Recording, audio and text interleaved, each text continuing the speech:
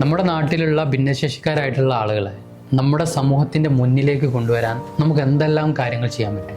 ഭിന്നശേഷിക്കാരായിട്ടുള്ള ആളുകളെ സമൂഹത്തിന്റെ മുന്നിലേക്ക് കൊണ്ടുവരാൻ തടസ്സം എന്ന് പറയുന്നത് നമ്മളെ ഓരോരുത്തരുടെയും ഒരു മാനസികാവസ്ഥ മാറിയാൽ തന്നെ ഇവരെ സമൂഹത്തിലേക്ക് മുന്നോട്ട് കൊണ്ടുവരാൻ വേണ്ടി പറ്റും.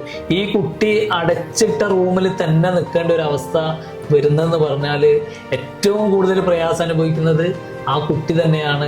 പിന്നെ ആ കുട്ടിയുടെ മാതാപിതാക്കളും കുടുംബം അനുഭവിക്കുന്ന പ്രയാസം.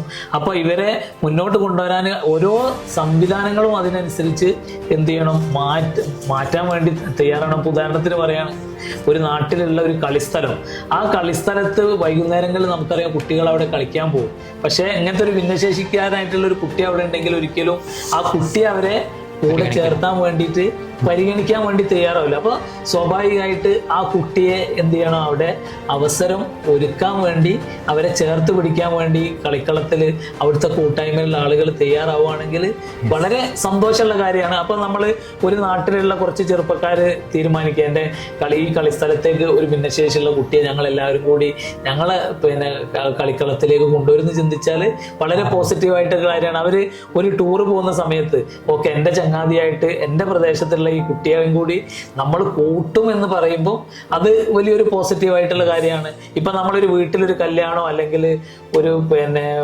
മറ്റ് ഗൃഹപ്രവേശനോ ഒരു ഇവന്റോ നടത്തുന്ന സമയത്ത് നമ്മൾ ആ ഇൻവിറ്റേഷൻ നോക്കുന്ന സമയത്ത് തന്നെ നമ്മൾ അതിൻ്റെ ലിസ്റ്റ് ഇടുന്ന സമയത്ത് സൗകര്യം ഒരുക്കുന്ന സമയത്ത് തന്നെ നമ്മൾ ചിന്തിക്കുക, നമ്മൾ ഇവന്റിൽ എത്ര ഭിന്നശേഷിക്കാരായിട്ടുള്ള ആള് വരാനുണ്ട്. ചിലപ്പോൾ വീൽ ചെയറുള്ള ആളുകളായിരിക്കും, അല്ലെങ്കിൽ കാഴ്ച പരിമിതിയുള്ള ആളുകളായിരിക്കും, ബുദ്ധിപരമായി പരിമിതിയുള്ള കുട്ടികളെ, ഇത്തരത്തിലുള്ള കുട്ടികളായിരിക്കും.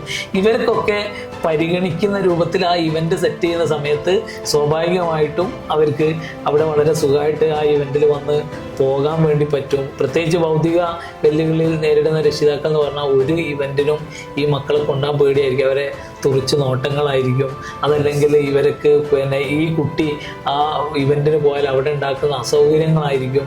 പക്ഷെ ഇതൊന്നും അസൗകര്യമല്ല എന്ന് പറഞ്ഞുകൊണ്ട് തന്നെ ഇവരെ നമുക്ക് ഉൾപ്പെടുത്താൻ പറ്റുകയാണെങ്കിൽ അത് വലിയൊരു സന്തോഷമുള്ള കാര്യമായിരിക്കും.